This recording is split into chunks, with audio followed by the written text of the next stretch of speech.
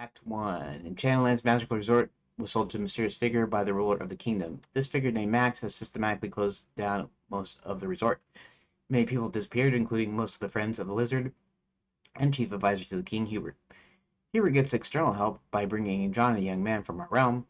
While on his way home from work, John stops in at a store and gets his fair candy bar with a silver ticket inside. John looks at the silver ticket and then says some words in the fine print, and the portal opens. John steps through the portal into a train cabin when he sees a beautiful young woman. This young woman is kidnapped while John helplessly watches. The train starts to tumble, and John falls and hits his head and blacks out. And John awakens in a forest without leaves as Hubert walks over and introduces himself. Hubert tells John that he brought him here to help find out why Enchanted Lands was closed. Hubert sends John to night school and Princess Prep to figure out what's happening. Hubert himself goes to examine Wizard U and Fairy God College. Roland, the half-dwarf, half-giant, approaches the entrance to the dwarf mines. An old dwarf that Roland knows stumbles out and collapses at his feet.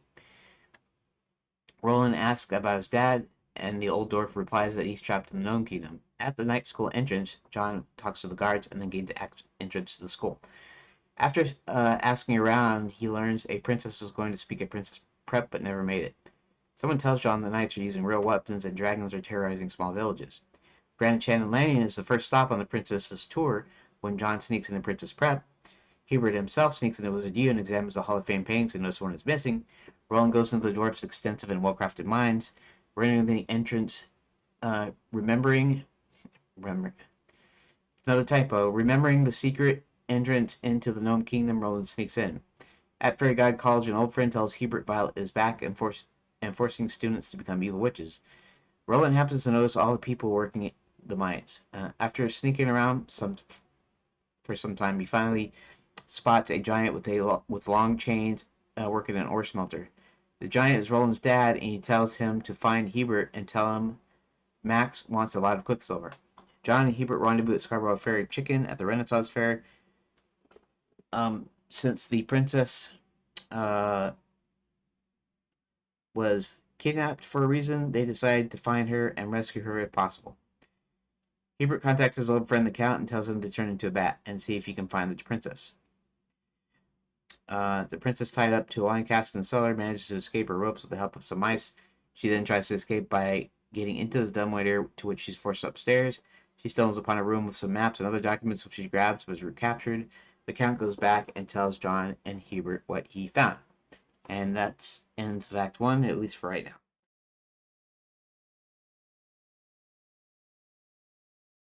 This is what I accomplished today. Act 2. I started with Act 2, and this is all the same stuff here. I didn't actually streamline any of this. Instead, I had to add some stuff. We added the introduction of the Black Knight and Sir William, and this is all I got done so far. And then I'll have to resume on Monday. Okay.